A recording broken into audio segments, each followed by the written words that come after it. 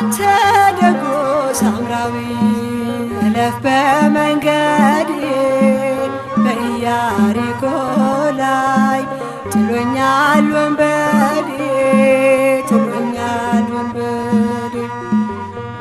ነፍሴን ወደ ጽኑ ሞት ተቃርባለችና የዓለም መድኃኒት ክርስቶስ ቶሎና ኢየሱስ ቶሎና።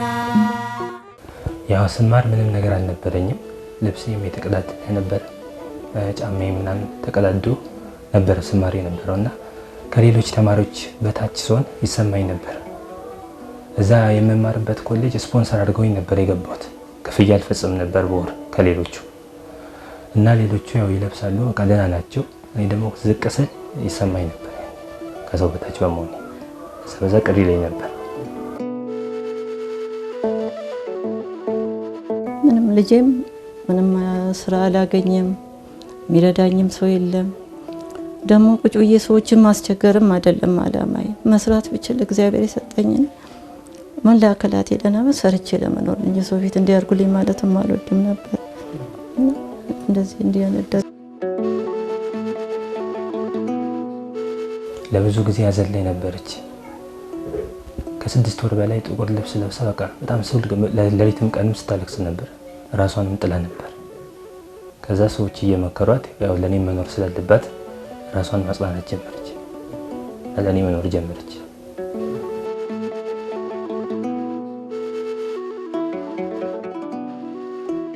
ትዳሬ እሱ በህይወት የለም። አሁን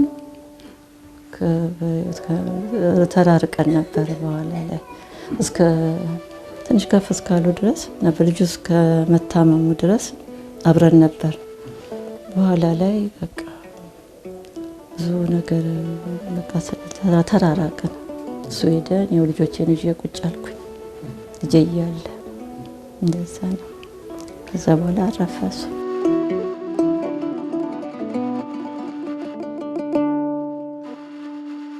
ተገኘች ወርቅ ዮሴፍ እባላለሁ። አሁን እየኖርኩ ያለሁት ገዳመ ኢየሱስ ቤተክርስቲያን ፊት ለፊት ነው። የግለሰብ ቤት ተከራይቼ ነው የምኖረው። እኔ ለቤተሰቦቼ የመጀመሪያ ልጅ ነኝ። የተወለድኩት እዚህ አዲስ አበባ ሲሆን ያደግኩት አምቦ ነው። እናቴ ገና የ1 ዓመት ልጅ ሆኜ አምቦ ይዛኝ ሄዳ አምቦ ነው የተማርኩት። ትምህርቴንም ያጠናቀቅኩት በ15 ዓመቴ እናቴ ሞተችብኝ። አቋርጬ ዝዋይ ስራ ገባሁ። ታናናሽ ወንድሞች እህት ስላለኝ ዝዋይ ወደ 10 ዓመት ሰራው። መጀመሪያ ታይፕ ነበር፣ ታይፕ ነው የሚባለው፣ ጸሐፊ ነኝ። ያው ታይፒስት ነበርኩኝ። ትምህርት ሚኒስቴር ነው የተቀጠርኩት። ከዛ በየእድገት ምናምን እየተሰጠኝ ክፍለ ከተማም ገባሁ። እዚህ አዲስ ከተማ ክፍለ ከተማ እዛም በጸሐፊነት ሰርቻለሁ። ድላችን ትምህርት ቤት የሚባልም አማኑኤል ቤተክርስቲያን ጋር እዛም ሰርቻለሁ። 35 ዓመት ነው በመንግስት መስሪያ ቤት ያገለገልኩት።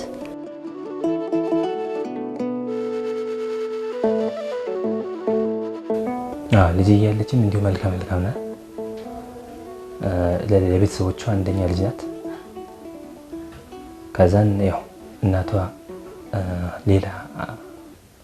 ከሌላ ሰው ጋር ትዳር መስርታ ነበር በእናቷ ወይም አያቴ። ከዛ በኋላ ለእህቷ ሰጣት። እዛ ነው ያደገችው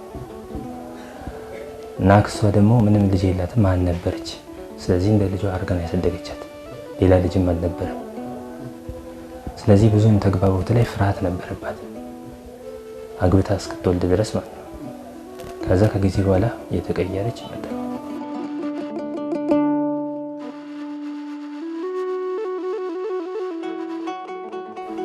አሁን የመጀመሪያ ልጄ በ2005 ዓመተ ምህረት በጸና ታመመብኝ። የዓመት ረፍቴን ጨረስኩ። ከዛ በኋላ ስለማይፈቀድልኝ በፈቃዴ ስራዬን ለቅቄ ልጄን ማስታመም ጀመርኩኝ። እድለኛም አይደለሁም። ልጄ ያረፈ ልጄን አጣሁ። ከዛ በኋላ ሁሉ ህይወቴ ሁሉ ተበላሸ። እንደገና እንዴት ምኑን ከምን አድርጌ እንደምናገር አላውቅም። ይሄ ደግሞ ምንም ዘመድ የለውም። ይሄን ግድ ለዚህኛው መኖር ስላለብኝ እሱን ደግሞ ለማስተማር እንዲሁ ከማውቃቸው እየተረዳው ቤት ኪራይም እያዋጡ እየከፈሉልኝ ልጅን ማስተማር ጀመርኩ። እስከ ኮሌጅ ደረሰ። ኮሌጅ እዚህ ትሮፒካል ኮሌጅ የሚባል እዛ በነፃ አስገቡልኝ። ክፍያ ነበረው ኮሌጁ። እዛ አስተማርኩኝ። እዛም እያለ ሲማለስ 3 ዓመት በሰዎች እርዳታ ነው ትምህርቱን። ብዙ ክርስቲያኖች ረድተውኛል፣ የሚያውቁኝም በአጋጣሚ የሚያገኙኝ አስተማርኩ።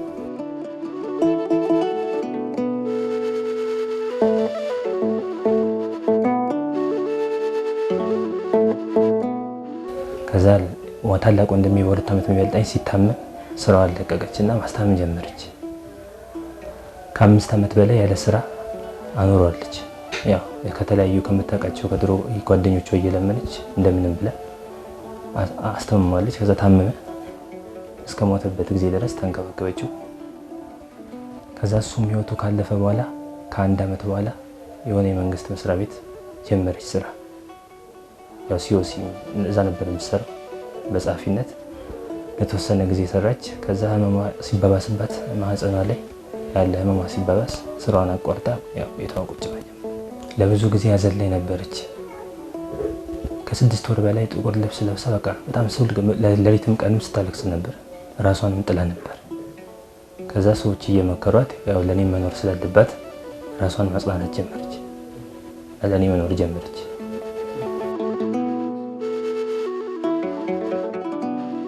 እንደ ጓደኛ ነበር የምንቀራረበው። ከሱ ውጭም ከማንም ጋር ብዙ ማልቀራረብ ነበር። አብረን እንደ ጓደኛ እንደ ወንድም በጣም እንዋደዳለን። እሱም ለኔ ያስባል፣ እኔም ለሱ እጨነቃለሁ። እና ከሱ ስለይ መጀመሪያ ብቸኝነት ተሰምቶኝ ነበር። ለመጀመሪያ ጊዜ ስለሆነ ከሱ ጋር ከልጅነታችን ጀምሮ አብረን ያሳለፍነው ተለያይተን አናውቅም። ስለዚህ እሱን ሳጣው በጣም ተሰምቶኝ ነበር። ከዛ ከጊዜ በኋላ እየተጽናናው መጣ። እየጸለይኩም ቢሆን ሐዘኔን እየረሳሁ መጣ።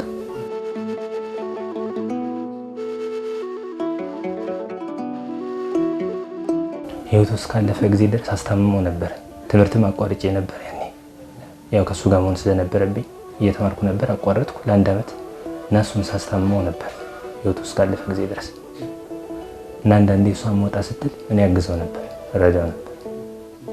እሷ አንዳንዴ ያው እኛን ህይወታችን ለማሻሻል ራሷን ለመቀየር ቅቤ ምናምን አምቦ እየሄደች ታመጣ ነበር፣ ትሰራ ነበር።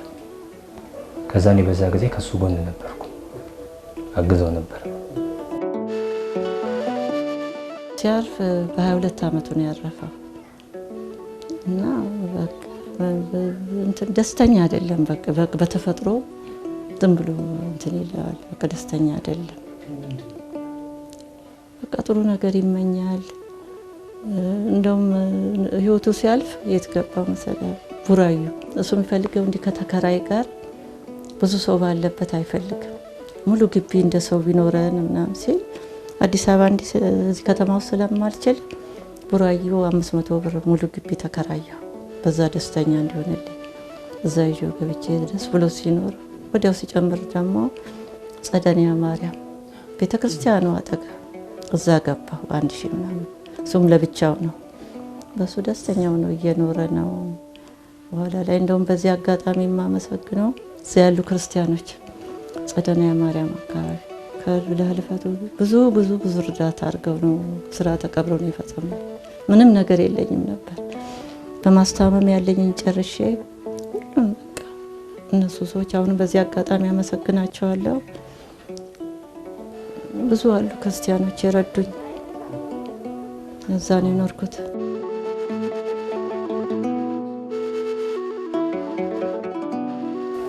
ብዙም የሚያስደስት አልነበረም ህይወቴ።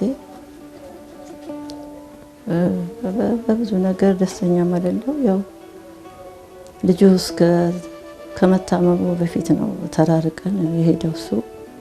ትዳሬ እሱ በህይወት የለም አሁን። ተራርቀን ነበር። በኋላ ላይ እስከ ትንሽ ከፍ እስካሉ ድረስ ነበር። ልጁ እስከመታመሙ ድረስ አብረን ነበር። በኋላ ላይ በቃ ብዙ ነገር ተራራቅን። እሱ ሄደ፣ እኔው ልጆቼን ይዤ ቁጭ አልኩኝ። ልጄ እያለ እንደዛ ነው። ከዛ በኋላ አረፈ እሱ።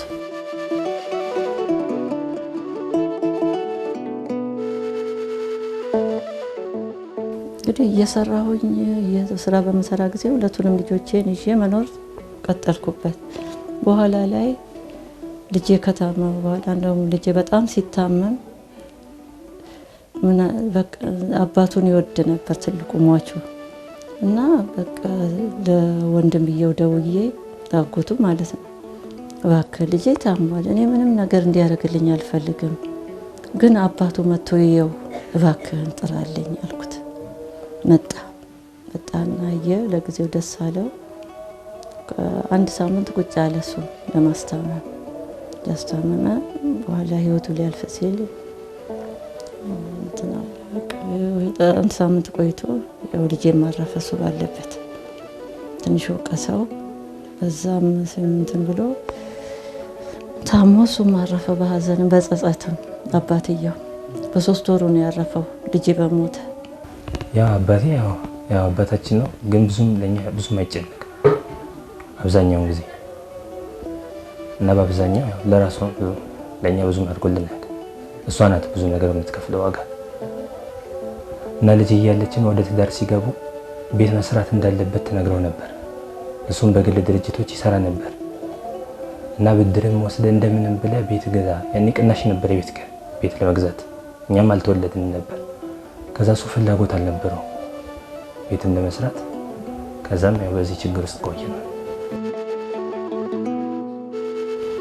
በኋላ ልጄ ከሞተ በኋላ ህመም ተሰማኝ። እንደሆነ አላውቅም። ጥቁር አንበሳ ሪፈር ተደርጌ ስታከም የማህፀን በር ጫፍ ካንሰር ነው፣ ክትትል ያስፈልግሻል ተባልኩ። በክትትል ላይ ያለው እንደገና ደግሞ በቀዶ ጥገና መውጣት አለበት ተባለ። እሺ ብዬ እሱን ተስማምቼ እያለ ለቀዶ ጥገና ሲመረምሩኝ ሳላውቀው የልብ ህመምተኛ ነሽ አሉኝ። ያ የልብሽ ህመም ካልዳነ ቀዶ ጥገና አይሰራም አሉኝ። እንዲሁ ክትትል ስመጣ ስመላለስ ውጪ ደግሞ የሚሰራ አለ። የዛኔ ልቡን ለመከታተል ውጪ አሰሪ ሲሉኝ እሱ በቃ አቃተኝ። ክፍያውም ለቤት ኪራው እሱን ተውኩና በቃ መድኃኒዓለም ያድነኛል ብዬ በእመቤቴ ጸበል እሱን እየተጠመኩ እየጠጣሁ እሱ ለውጥ መጣ። ጤነኛ ነኝ ብዬ ተነስቼ እያለ መሀል ላይ ደግሞ ታመምኩኝ። እንደገና ስታይ ደግሞ እዛው ጥቁር አንበሳ ጉበትሽ ላይ 2 እጢዎች ወጥተዋል ተባለ። የሱ እንትኑ አለ የአልትራሳውንድ ውጤት አለ። እሱንም እንደዚህ ክትትል ሳረግ በጤና መድን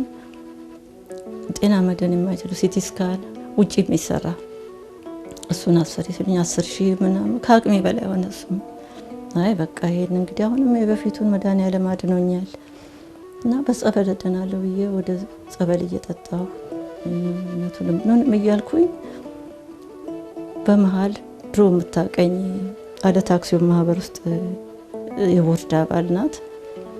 መተሽ እንዲህ ብትሰሪ በጸሐፊነት ሙያ አለኝ አለችኝ። እኔ ራሴንም ጥያለሁ፣ ለቢሮ አልመጥንም፣ እንዴት ይሆናል ብዬ ስላት ይሄ ክርስቲያኖች የከፈቱት የአክሲዮን ማህበር ነው፣ እንዳንቺ ያለ በአንቺ እድሜ ክልል ያለ ነው የሚቀበሉትና ምንም ችግር የለም ብላ ጠራችኝ። በጣም ተደሰትኩ። እግዚአብሔርን አመሰገንኩኝ። ደስ ብሎኝ ስራውን ጀምሬ 3 ቀን እንደሰራው ቀኝ እግሬ መሸቀቅ ጀመረኝ። ብዙም ትኩረት አልሰጠሁትም። እንትን ይሆናል ብርድ ይሆናል ብዬ በአጠገቤ ባለ ግል ክሊኒክ ስታይ መርፌ ያዘዙልኝ 5 መርፌ። እሱንም በወጋ ምንም ሊሆን አልቻለም።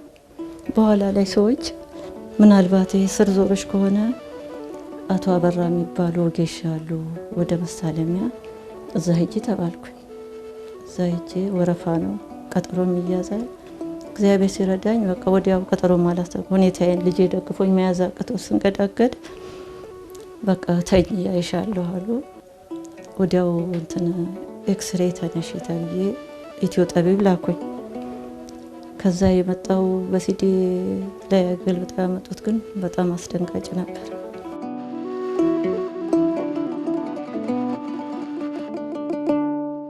ያልጠበቅኩት ሰውየውም በጣም ከባድ ነው ያንቺ በሽታ፣ እኔ ማሻው ምነካው ነገር አይደለም፣ ከፍተኛ የሆነ የአጥንት መሳሳት አለብሽ፣ እስካሁንም ቆመሽ መሄድሽ እንደው በእግዚአብሔር ፈቃድ ነው እንጂ አጥንቶቹ የህብለ ሰረሰርሽ ላይ ያለው አጥንት ሁለቱ ቦታውን ስቷል፣ ተጣሟል።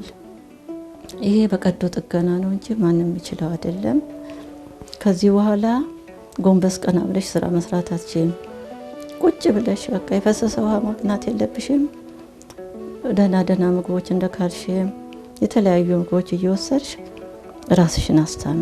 እኔ ድሃ ነኝ፣ ተሯሩጬ ነው የምኖረው። የራሴ የሆነ ቤት የለኝም፣ የግለሰብ ቤት ተከራይቼ ነው የምኖረው። እንዴት ነው እንዲመሆነው ብዬ ስል አይ እንግዳው ሁለት ምርጫ ነው ያለው። አሁን ያለሽበትን የአሁኑን ሁኔታሽን ታመሰግኛለሽ። የሆነ ነገር እንትን ካልሽ ያ ከለቀቀ ጭራሽ ከገበታች ምንም ማትንቀሳቀሽ ነው የምትሆኚው መላከላትሽ እና የግድ እንደዛ ምንም ሳሰሪ ዶክተር ዘነበ የሚባሉ ስፔሻሊስት አሉ በግል ከፍተኛ ቀዶ ጥገና የግል ክሊኒክ ነው። እዛ ሄደሽ እኔን ሁሉ አልችልም ስል በቃ ከሰዎችም እርዳታ ጠይቀሽ እንዲህ ካላደረግሽ ምንም ተስፋ የለሽም ብሎ ተስፋ አስቆረጠ።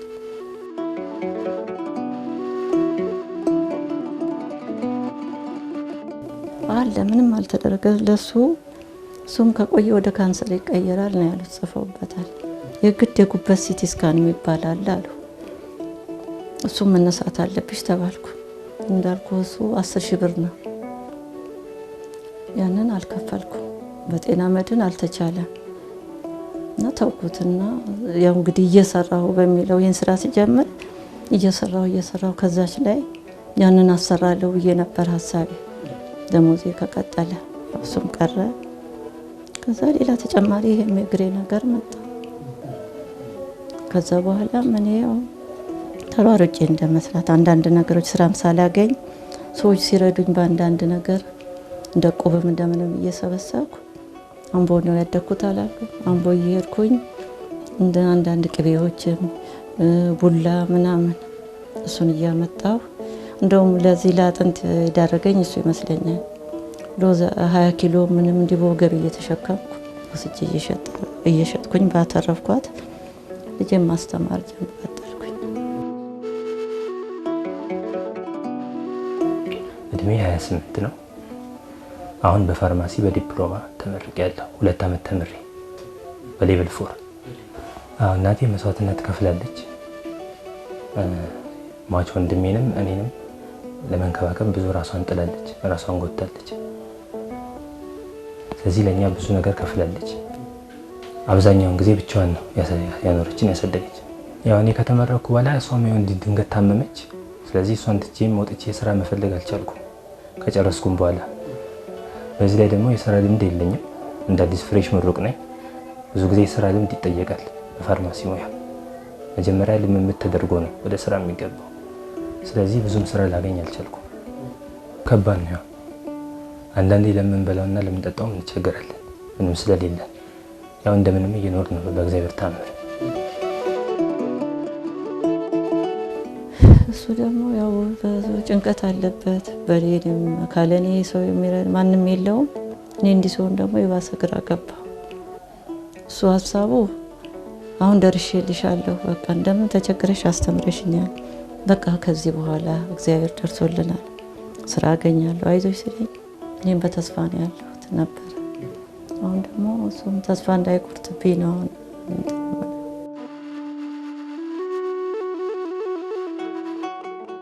ያው እኔ ብቻ ስላለኋት በጣም ትጨነቃለች። የትም ቦታ እንደወጣ አትፈቅድም። ወጣ ብዬም እዚህም ሱቅም ተስፋልት ተሻገረም እንዴት አትፈልግም። ስለዚህ ሁልጊዜ አብሬያት እንደሆነ ነው የምትፈልገው። እያመማትም ቢሆን አንዳንድ ጉዳዮችን ለማስፈጸም ስወጣ እየታገለችም ደግፊያት ትወጣለች እና ብቻዬን አትለቀኝም ስለምትጨነቅ ስለምትሳሳ። ስለዚህ ዝም ብዬ አብሬያት ቁጭ እላለሁ ቤት ውስጥ።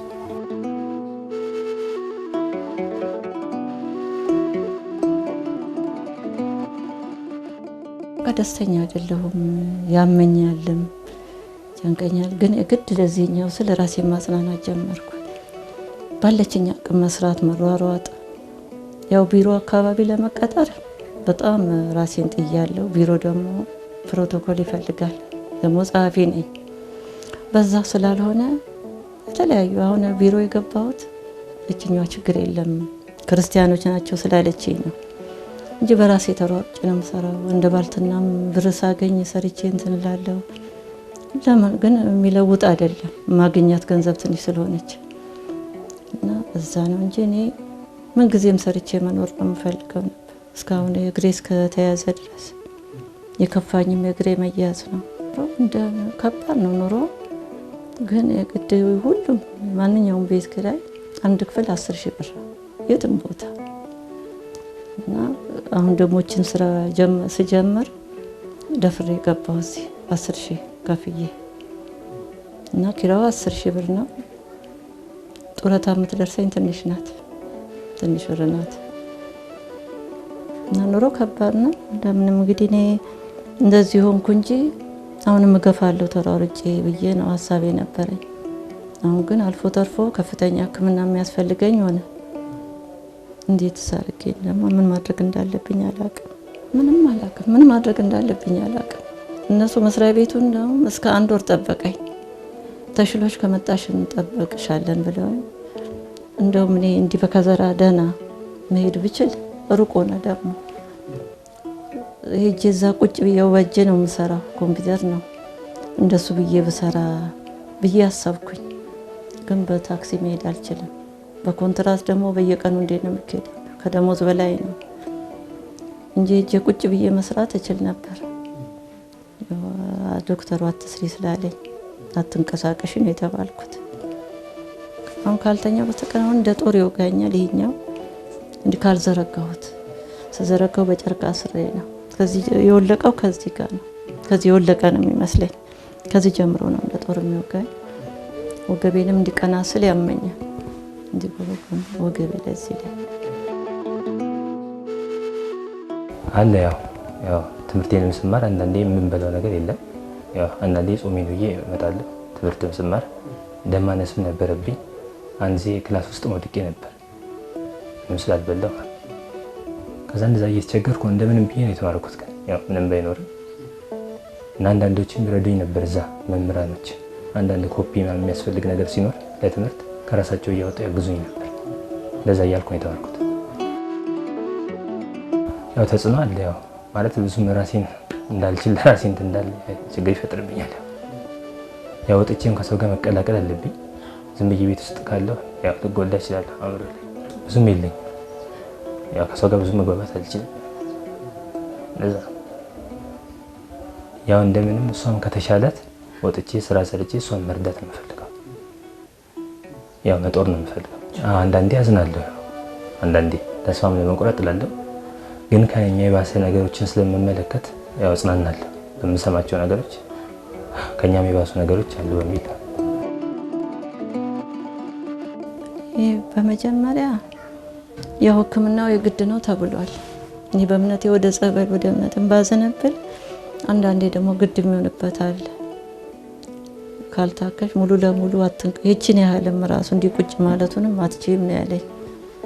ቢቻል እሱን የምታከምበት ባገኝ ሕክምናዬን ባደርግና የቤት ኪራይም ደግሞ ቤት ደግሞ ያው ካልሰራው ቤት ኪራዩም ከባድ ነው። ምን የኔ ብዙ ነው ችግሩና ሰዎችን ማስቸገር ደግሞ ከባድ ነው።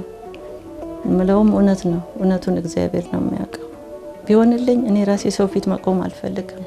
ሰርቼ ብኖር ነበር። የሚያደርጉም ሰዎች ኑሮ ውድ ነው እንደሚቸገሩ አውቃለሁ። ከባድ ነው ለሁሉም ጊዜው። ግን የማይሆን ስለሆነ በዚህ በሁለት በቤት ኪራይና በሕክምና በቃ ሕክምና የማደርግበት ነገር ቢኖር ብችልና ከዛ በኋላ ጤነኛ ከሆንኩ እግዚአብሔር ከፈቀደ አሁንም መስራት ነው የምፈልገው።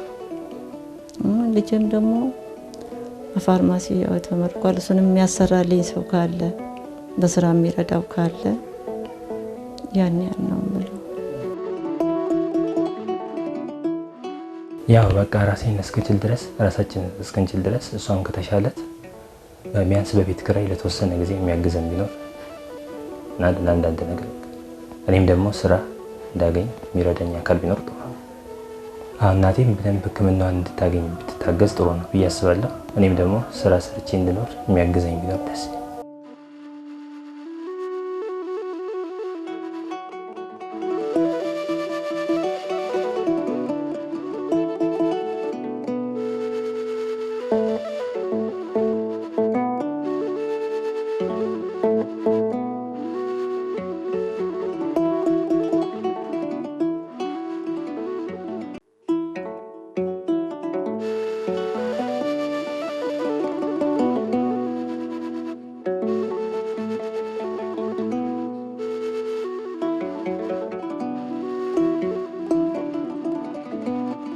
አንተ ደጎ ሳምራዊ እለፍ በመንገዴ በኢያሪኮ ላይ ጥሎኛል ወንበዴ ጥሎኛል ወንበዴ ነፍሴን ወደ ጽኑ ሞት ተቃርባለችና የዓለም መድኃኒት ክርስቶስ ቶሎና ኢየሱስ ቶሎና